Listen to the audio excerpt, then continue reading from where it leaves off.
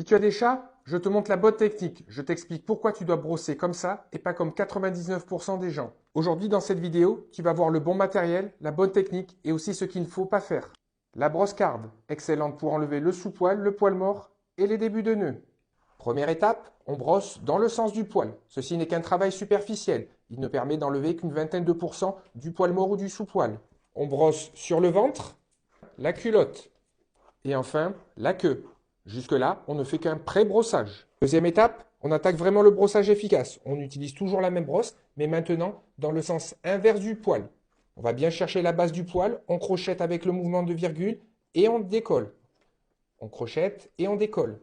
Ce mouvement de virgule permet de récupérer la base du poil, d'aller chercher le sous-poil, le poil mort en profondeur et d'aller récupérer aussi le nœud et de tout enlever. On effectue ceci aussi sur le ventre, sur la culotte, la collerette et enfin la queue.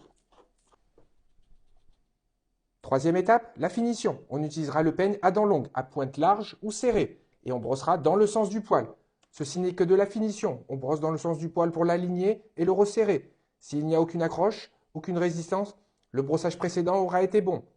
S'il y a de la résistance, on effectuera le même mouvement de virgule. On prend la base du poil, on crochette la virgule et on tire délicatement la virgule et on décolle. On effectuera le même brossage sur le ventre, la queue, sans aucune résistance. Le brossage est donc terminé.